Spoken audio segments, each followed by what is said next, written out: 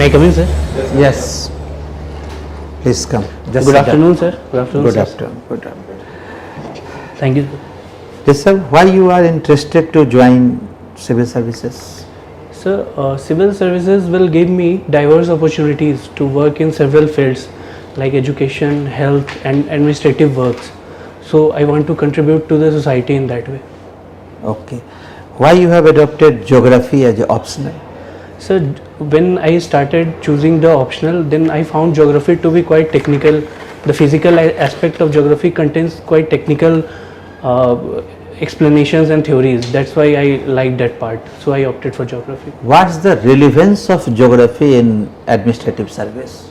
So geography has two parts, the physical and human part. So the physical part will help me in the development of in hazard management, flood management, drought management, which is one of the core problem in our Bihar.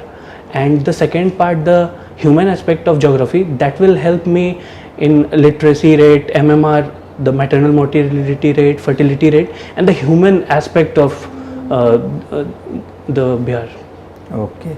You are a science graduate. You have already done BTech from DTU.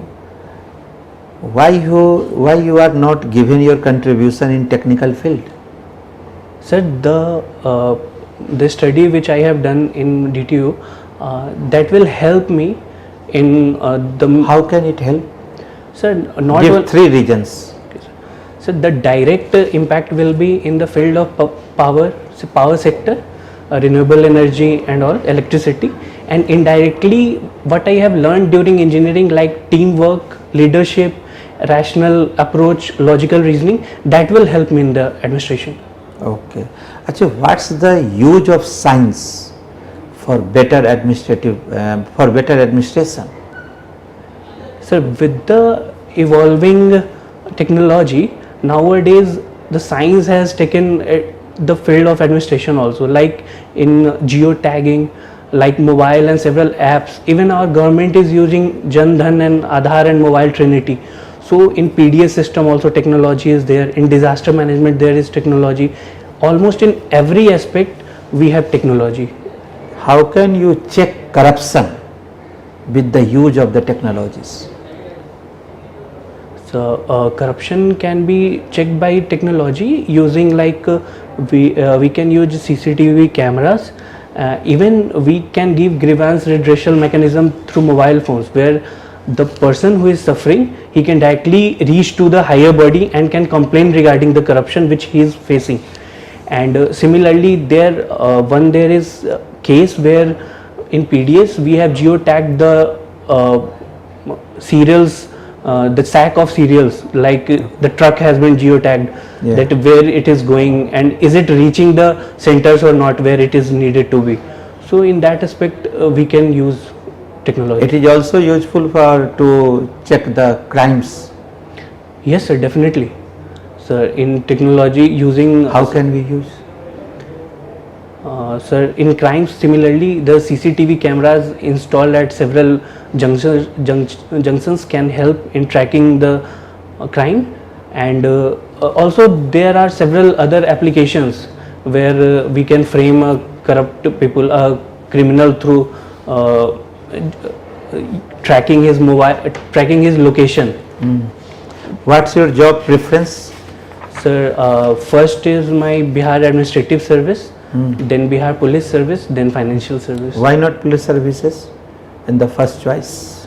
Sir, police service gives me a domain of working in a particular area in law and administration, but in administrative service I can work in several other fields also, like education and health also. So it will provide more dimensions, although police is also quite a good. If you will selected in the civil services, then you left your technical degrees, technical knowledge. Is it not the wastage of resources of the government? No sir. You are already a technical, you have a technical degree. If you are going to join the civil services, then that is the wastage of the resources of the nation. Sir, but what I have learned during my technical course, that will be applied in the administration also. Like as I told ki I can directly use it in power electronics and electricity field and the in renewable energy, which is our next goal to increase the renewable energy.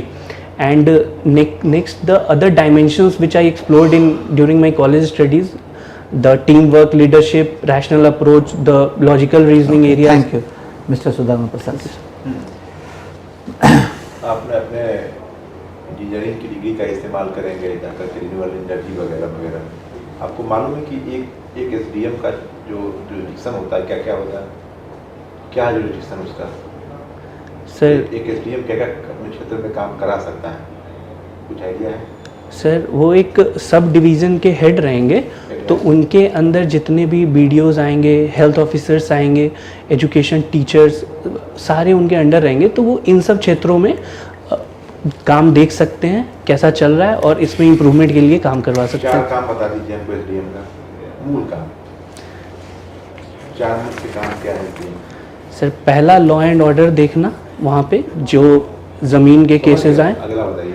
दूसरा sir education के regarding, education. अपने इलाके में जितने भी schools हैं, government schools, उनकी monitoring करना।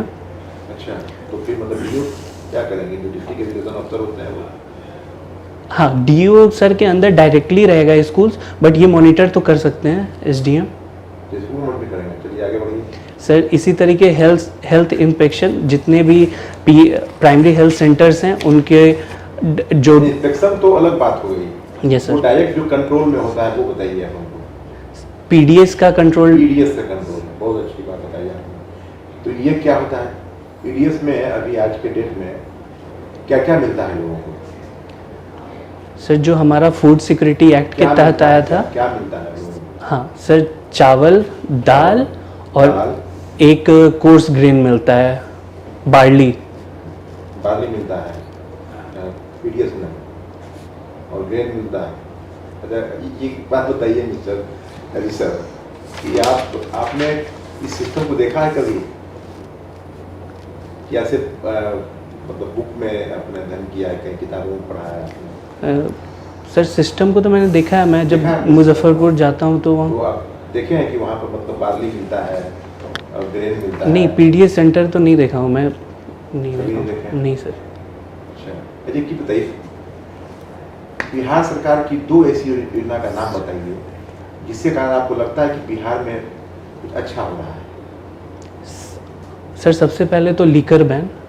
Liquor ban. हाँ जी सर, उसके कारण काफ़ी हो रहा है। और दूसरा सर डॉरी के लिए जो स्टेप्स लिए जा रहे हैं, प्रिवेंटिंग डॉरी। वो तो देखिए, ये दोनों बात जो आपने कहे वो कोई मतलब वो स्कीम नहीं है, कोई योजना नहीं है, यह एक सामाजिक बुराई थी जिसको बंद करने का प्रयास किया गया।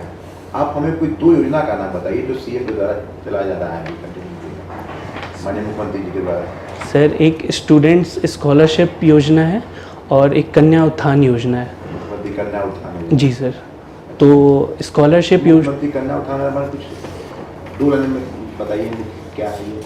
सर ये फीमेल्स के लिए हैं, उनके उनके जन्म से लेकर के वो ग्रेजुएट होने तक जो राशि मिलती है तो उसकी क्या मतलब कितना अमाउंट मिलता है उनको जन्म से लेकर के? सर एग्जैक्ट अमाउंट तो नहीं कोई पता। बात नहीं, चलिए आगे बढ़ते हैं। कोई ग्रामीण बिहार में जो योजनाएं चल रही है विकास की योजना, उसमें कोई दो योजना का नाम बताइए।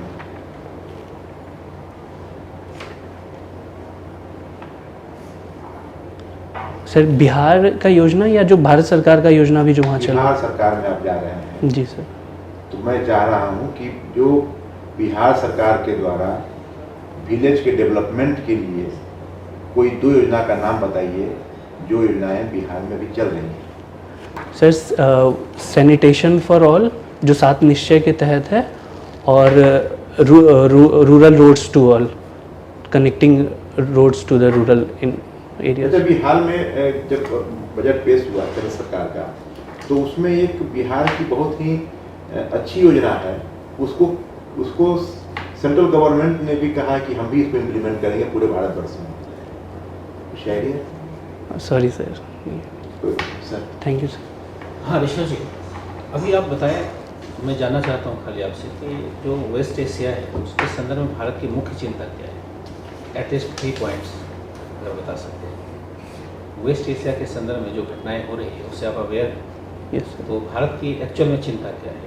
क्यों भारत इतना चिंतित रहता है वेस्ट एशिया को? सर सबसे पहला तो रेडिकलाइजेशन हो सकता है ISI के कारण, ISIS के कारण। वेस्ट एशिया वेस्ट एशिया में जो ISI बॉडी है, IS इस्लामिक ऑर्गेनाइजेशन टेररिज्म जो फैला रही है, वो इंडियन यूथ को अपनी तरफ अट्रैक्ट कर सकते हैं, ये एक कारण है। दूसरा, जो हमारी फ्यूल आती हैं ईरान और सऊदी अरब से, उसको लेके चिंता है कि अभी उस पर कमी हो गई है हमारी फ्यूल आने की। और तीसरा, अभी US तालिबान से विड्रॉ कर रहा है, वहाँ से अपने सैन्य को निकाल रहा है, सैनिकों को, तो शायद तालिबान अपनी सारी एनर्जी हमारे कश्मीर बॉर्डर की तरफ डायरेक्ट कर सकता आपने है। वेस्ट एशिया के सभी रिमोट एरिया को देख लिया, लेकिन बीच में जो था उसमें कभी फोकस आपने नहीं किया। अफगानिस्तान की बात कर ली, सीरिया की बात कर ली, लेकिन ईरान और सऊदी अरब के संदर्भ में भारत की क्या चिंता है, कुछ स्पष्ट हो पाएगा? सॉरी सर, इसके लिए भारत अभी नो फर्स्ट यूज पॉलिसी जो अपना परमाणु डॉक्ट्रिन है इसका, न्यूक्लियर डॉक्ट्रिन, उसमें कह रहा है कि मैं शायद हो सकता है परिवर्तन करूँ। ऐसी क्या परिस्थिति बन गई कि राजनाथ सिंह जैसे वरिष्ठ मंत्री को यह बयान देने की जरूरत है?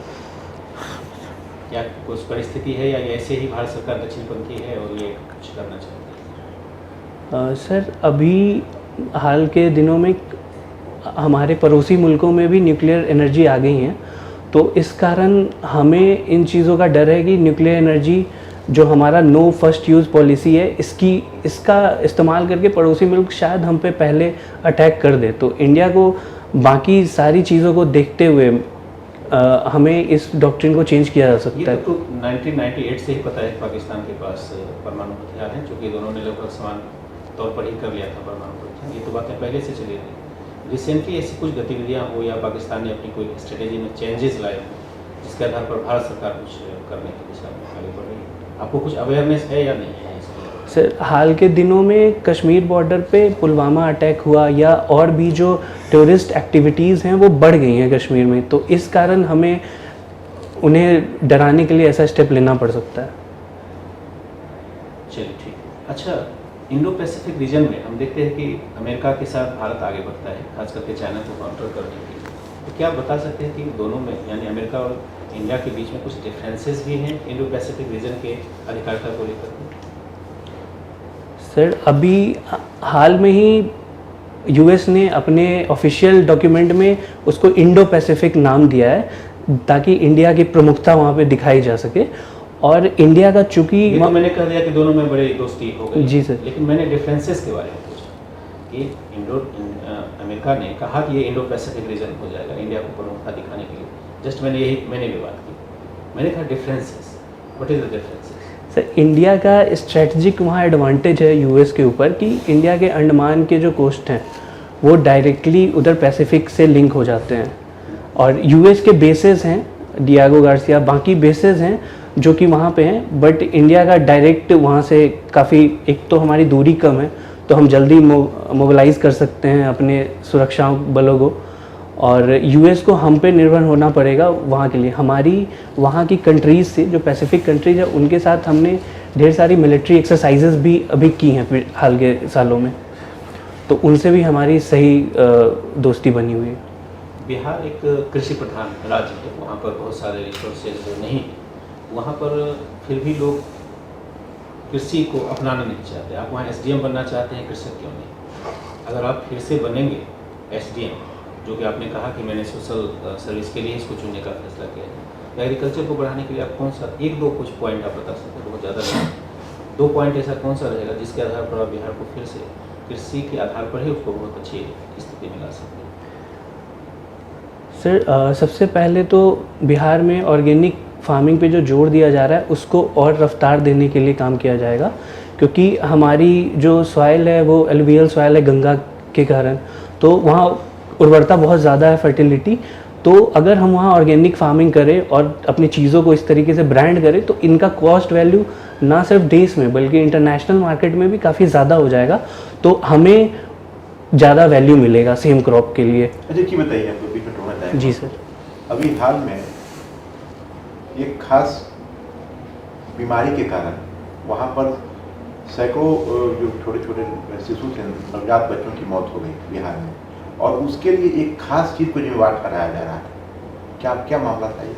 सर मुजफ्फरपुर लीची, शाही लीची के लिए बहुत फेमस है, और जो अभी इंसेफ्लाइटिस हुई है जिससे बच्चों की मौतें हुई हैं, उसमें इसे एक कारण माना जाएगा। क्यों कारण माना गया इसे? सर इसका एक साइंटिफिक एक्सप्लेनेशन ये है कि बच्चे जब रात के, ये गरीब बच्चों में ज़्यादातर पाया गया है कि जब बच्चे रात को सोते हैं तो उन्हें पूरी न्यूट्रिएंट्स नहीं मिल पाती, वो भूखे पेट सो जाते हैं, और सुबह जब वो जाते हैं बगीचों में लीची तोड़ने, अधिकतर बच्चों को इन्वॉल्व किया जाता है इन कामों में, तो वो लीची खा लेते हैं, और लीची में हाइपोग्लाइसिन मिलता है जिससे हाइपोग्लाइसीमिया होता है। सर क्या होता है उससे कि ग्लूकोज बनना बंद हो जाता है हमारे शरीर में, और उस सुबह के टाइम हमें मस्तिष्क को चाहिए ग्लूकोज, और जिस ये बात कहूँ, क्या ये मतलब ये जो बीमारी आई, इसका मेन रीजन मतलब वही था, लीची खाना था? सर कुपोषण सबसे बड़ा रीज़न था, और हमारा ये कहना है, लेकिन इस लीची के इस मुद्दे को उठाने के कारण लीची का जो था एक्सपोर्ट था वो तो घट गया। तो एग्रीकल्चर तो जो आप बात कर रहे हैं एग्रीकल्चर बढ़ाने के लिए या उससे आधारित उद्योग बढ़ाने के लिए, वो तो समाप्त हो जाएगा, क्योंकि आप जानते हैं कि लीची और आम खास करके नॉर्थ बिहार को उधर देखा जाए, मुजफ्फरपुर वगैरह साइड में, तो वो मेन स्रोत है आय के, तो वो तो लॉस हो गया ना पूरा।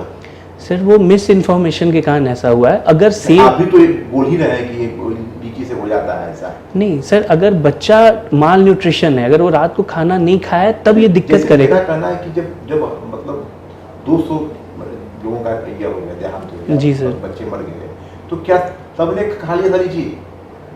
और जो आप जिस लीची की बात करते हैं वो लीची तो हमारे यहाँ भी आता है, हर जगह लीची जाता है वो। जी सर। तो वहाँ तो ऐसी कोई बात नहीं होती। सर सेम लीची अगर कोई स्वस्थ आदमी खाएगा उसे नहीं होगा, लेकिन अगर कोई कुपोषित आदमी खाएगा तो उससे ये बीमारी सुबह के टाइम अगर वो खाता है तो उससे चांस है कि हो जाएगा। जी सर। तो पक्का? जी सर। यही रिसर्च आए थे। सर यही है। Is right. अच्छा बताओ, have you any idea about the Amazon rain forest? Yes sir. Yes. So it is found in the South American region of Brazil, and it contributes around 20 to 25% of global oxygen. It is also called lungs Recently a crisis emerged there. Yes sir. What's the crisis? So the forest fire started over there, and now it is spreading at the rapid rate, and it is not declining. So it will hamper the oxygen in our globe and also will lead to global warming. Okay, okay. What's your hobby? Sir, maintaining a journal and playing cricket and watching cricket. Playing cricket and watching cricket. Yes. And what's the relevance of and what is the cultural legacy of Muzaffarpur? Sir, in Muzaffarpur, the Shahi Lychee is quite famous. It also got GI tag recently. And secondly, the lathi, the bangles, women bangle that is made of lakh is quite popular there. People throughout India takes from there, and then there is Sujni embroidery, which is quite famous there. So these are the quite cultural legacy of. Any historical importance of Muzaffarpur? Yes sir, the our great revolutionary Khudiram Bose, he attacked the British district magistrate Kennedy over there in Muzaffarpur itself. Yeah. And he got hanged in the jail. Any other historical importance? Any other? In ancient period? So it is nearby to Vaishali, which was the first republic of the world. Yeah. ठीक। Okay. Thank you sir. Thank you sir. All the best. Thank you sir. Okay.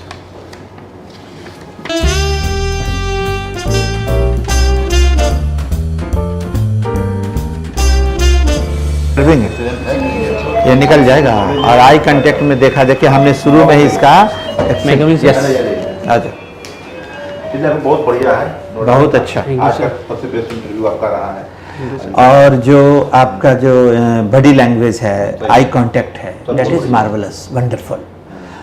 और आपने जो question पूछा उनसे भी देखा है, बाकी को भी आपने, मैंने देखा कि रेगुलर आप मूवमेंट में रहे। कब इंटरव्यू आपका है? सर 3 सितंबर को है। 3 सितंबर, हाँ। और आपके बहुत फेयर चांसेस हैं, बहुत और आप ये हम लोग की ओर से बेस्ट विशेष है। Yes sir. मोस्ट प्रोबेबली कुछ आप चीजों को इसमें देख क्वालिफाई लीजिए, कर ले जाएंगे। प्रशासनिक वाला मामला आप देख लीजिए। जी सर, जी जैसे सर। हमने बहुत इसमें सारा लिख भी होगा। दिया है आपको, you have to know the administrative setup of Bihar, Okay. जो मुद्दा आपने उठा। पीडीएफ में कहा बार्ली मिलता है, वो बोलिए आप ऐसे हवा में झूलेंगे तो क्या होगा? सर, सिर्फ चावल मिलता है और गेहूं मिलता है। गेहूं सर, वो गेहूं और में बाकी सब खत्म हो गया, सब खत्म हो गया। सब खत्म हो गया। ठीक पहले है। शुगर मिलते केरोसिन थे, ऑयल कपड़े मिलता है मिलते थे, बहुत कम। Kerosene kerosene oil oil. बहुत कम मिलता है, मात्र 1.25 लीटर मिलता है एक व्यक्ति को, और वो भी बंद होने जा रहा है क्योंकि गवर्नमेंट मानती है कि अब हर घर में 24 घंटे बिजली मिल रही है, हाँ। तो अब उसकी जरूरत नहीं है। ठीक है, थैंक यू। करंट का और वो करंट में तो आप जो दो ही सवाल मैंने पूछा, जैसे इंडो पैसिफिक रीजन में ठीक है बहुत बढ़िया अमेरिका के साथ चला जाता है, लेकिन अमेरिका वहाँ आक्रामकता चाहता है कि किसी तरह करे, लेकिन अमेरिका भारत नहीं चाहता है कि हम आक्रामक हों। जी वो सर। स्लो डाउन होकर चलना चाहिए, वो कभी चाइना से इस हाँ। स्तर तक तनाव नहीं जाएगा। दूसरा वेस्ट एशिया में आपने सीरिया की बात की, अफगानिस्तान की बात की, लेकिन एक्चुअल में जो फोकस होगा वो ईरान और सऊदी अरब पर होगा। अच्छा, खास करके ईरान जो BRI का पार्ट है, उसके साथ भारत की चिंता ये है कि कैसे Next तालमेल topic। बिठाएं। हाँ। ईरान से भी बेटर नहीं, संबंध next स्थापित जो करना candidate चाहेगा, है उनका biodata अमेरिका से भी करना चाहेगा, जी सऊदी सर। अरब से भी करना चाहेगा, जी सर। चाइना को भी रोकना चाहेगा। Actual अच्छा, तो एक दो बात चीज़ समझ आपको ये मैं बता दूं जी सर, देखेंगे कि slide का एक बार। हाँ, इनको देख लीजिए। एक दो बातें और है, जैसे हमने पूछा कि आपने ज्योग्राफी का रिलेवेंस क्या है, साइंस का क्या, तो साइंस वगैरह तो ठीक बताया, बाकी का आप रिलेवेंस देख लें कि ज्योग्राफी है तो उसका एडमिनिस्ट्रेशन में क्या। इस बार जो इंटरव्यू होंगे उसमें एडमिनिस्ट्रेटिव सेटअप पर सबसे ज़्यादा प्रश्न आएंगे, तो आप उसको सबसे ज़्यादा फोकस कर लो आपका, ठीक है। ठीक है सर। और मुजफ्फरपुर का भी जो, हालांकि इस बार तो टाउन एरिया से कुछ ऐसे क्वेश्चन नहीं आएंगे, तो इसलिए उसके लिए आपको ज़्यादा चिंता करने की ज़रूरत नहीं है, जितनी इन्फॉर्मेशन है वो काफ़ी है।